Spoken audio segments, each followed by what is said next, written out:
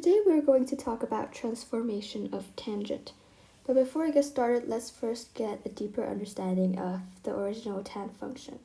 So we have y equals to tan x, and for those of you who know what sine and cosine graph looks like, it basically looks kind of like that, or something like that, you know. And we know that it goes like infinitely for the cosine and sine function, but the tan function is slightly different. So instead of having an infinite domain, we have restricted domain. As you can see, we have the asymptotes at negative 3 pi over 2, pi over 2, at, pi over 2, and 3 pi over 2. So by having those asymptotes there, we know that the graph cannot touch it. So we know that the tan function, as you can see here, it's getting very, very close to the asymptote, but it's not touching it. So what this basically means is that it goes infinitely to the y values, but it just never it approaches pi over 2, but it never touches pi over 2.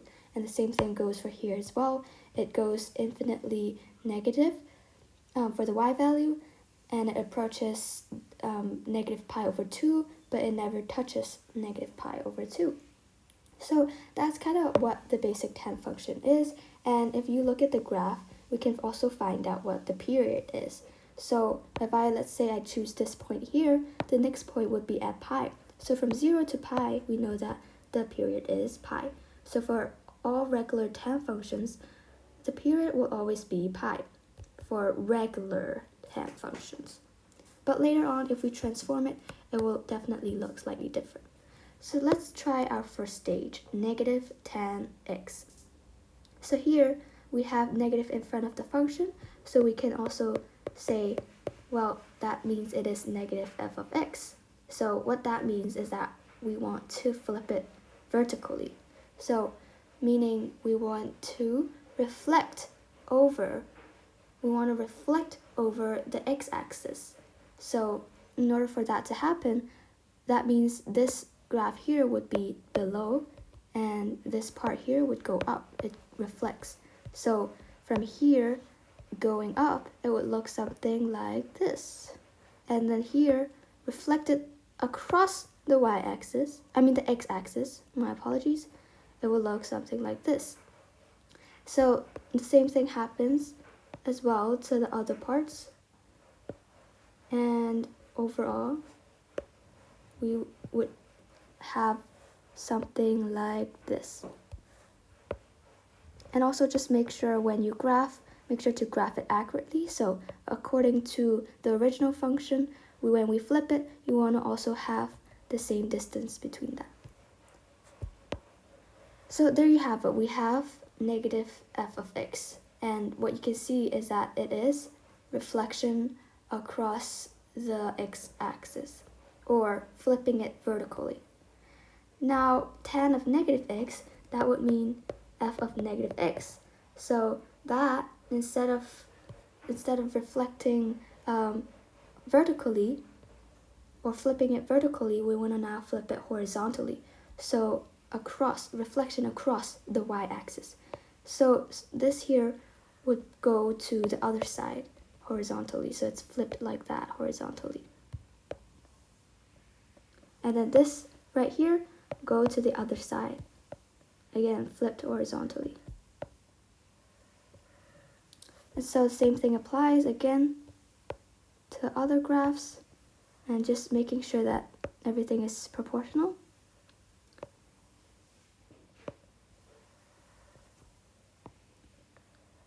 Right there. So here what you can see is that if we zoom out a bit, and if we compare negative tan of x and tan of negative x, we can see that it's exactly the same. So this implies that the tangent function is an odd function, because negative f of x equals f of negative x. That's very interesting. Now let's try 2 times tan of x. So here, 2 times tan of x, that would mean that it is a vertical stretch by a factor of 2. Remember, if it's in front of the tangent, or in front of the function, the number in front of it would imply that it is a vertical stretch or a compression. If it's bigger than, if it's not a fraction, so if it's 2, then, or what I mean is, sorry, if it's greater than 1, then it will imply that it is a vertical stretch. If it's less than 1 but greater than 0, so between 0 and 1, it would then be a vertical compression. But now we have 2, so we would say that it is a vertical stretch by 2. So what that means is that when we have the coordinates, let's say 0, 0, the coordinate for the x value does not change, but the y value would be double that because it is a vertical stretch by 2. So whatever the y value is, it will times 2. But 0 times 0 times 2 is just 0. What about like this point right here?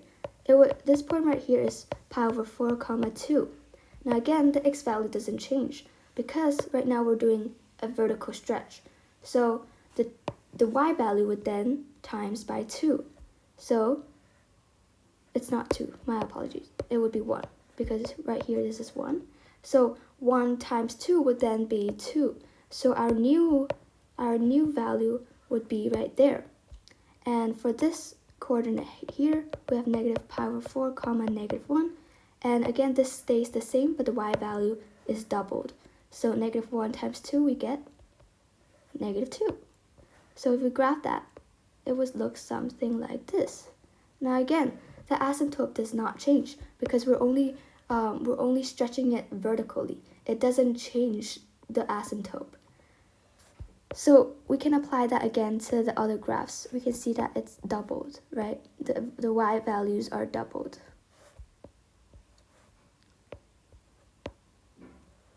But the asymptote does not change.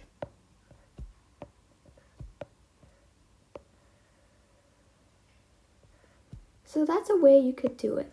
There are also other ways, but this is the way that I find the most easy way. Now, if I want to do, instead of 2 times 10x, now I have 10 of 2x. So this is an interesting one. We know that according to the sine and cosine graph, whatever that's inside the brackets will show us the period change. So this could also mean a horizontal compression or horizontal stretch. And in this case, since it's 2, it will imply that it is a horizontal compression by a factor of 1/2. And also, as we said earlier and previously, the original tan function has a period of pi. But now we have a compression. So then that means the period will also change.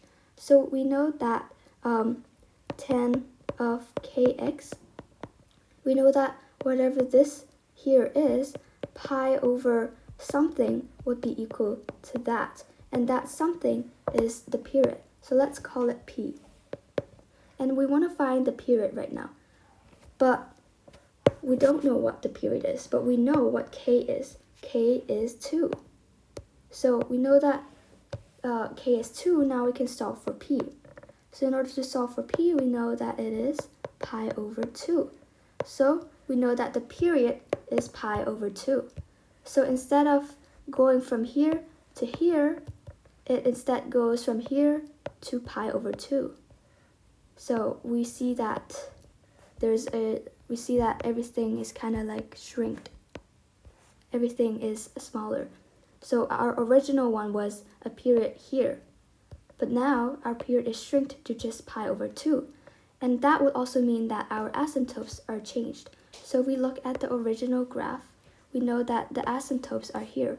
And in the middle right here is the part where the x-intercept is. So we can apply that to our new graph. We know that,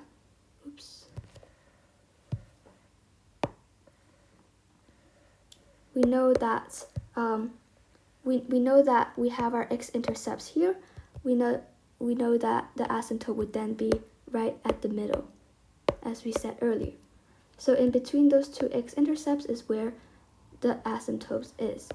So we can draw those out.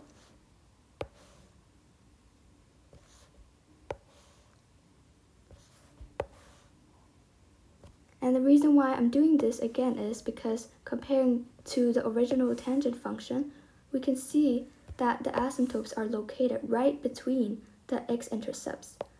So that's what we're doing right now. So now that we have drawn all the asymptotes, we can start graphing. So we know that it is compressed, so we can say that everything is also like shrinked.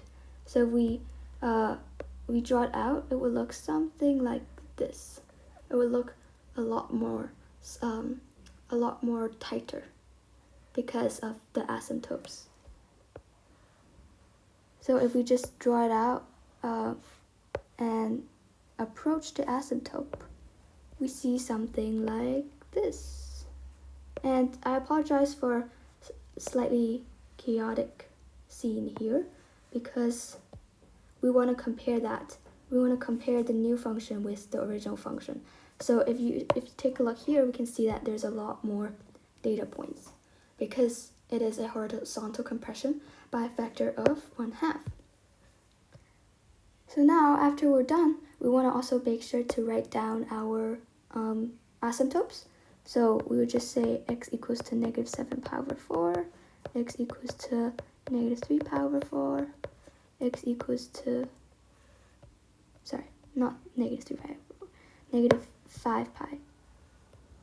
-5 pi over 4, x equals to -3 pi over 4, x equals to -pi over 4, and then so on and so forth. You know what, I'm just gonna put a comma there due to space.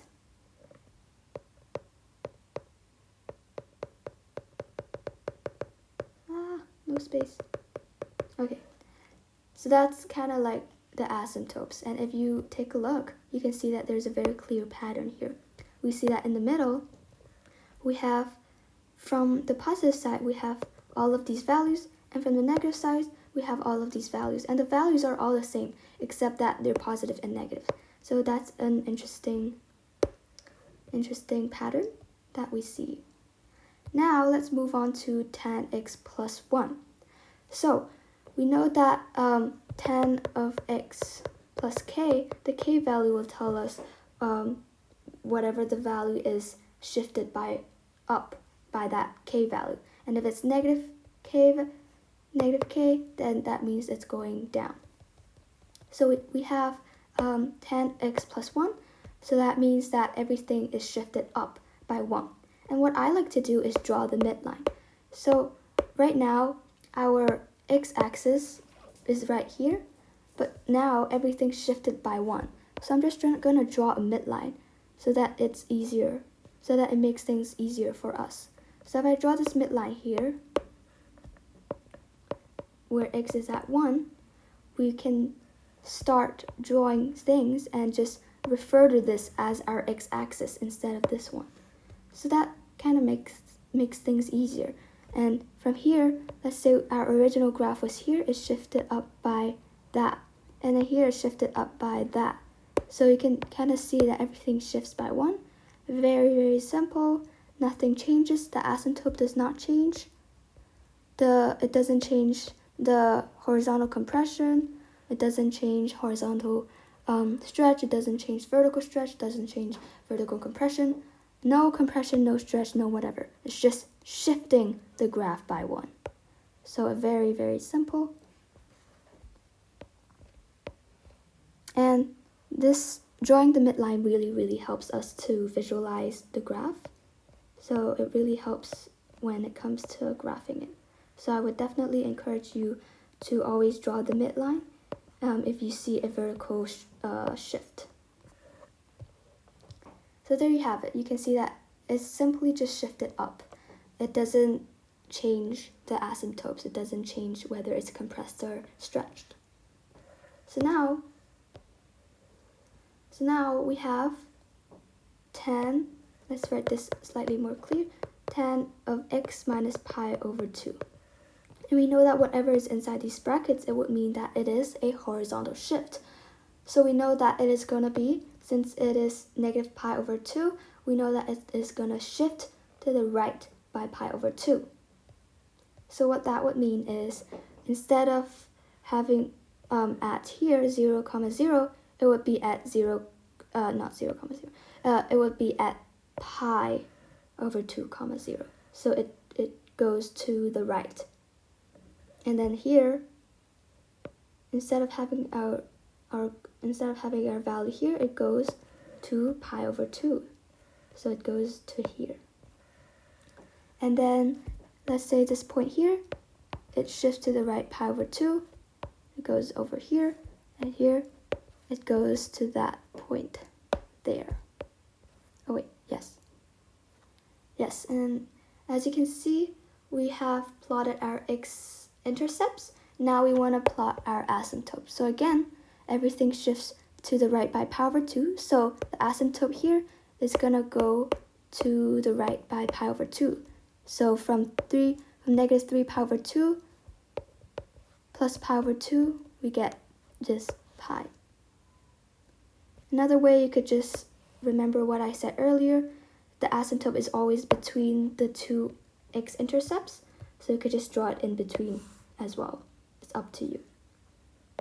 And also make sure to draw it at the side as well, because the things on the left is also shifting, so we have to also include the asymptotes there. And now the last step is to just sketch it out. So it looks the exact same thing as before. It's shifted, so it's still the same. So very simple sketch there. Just make sure to always draw it accurately by having like half of between the x-intercept and the asymptote having the value accurately. And there you have it. That's how you shift to the right by pi over 2, and that's how transformation of tangent function works. Thank you for watching.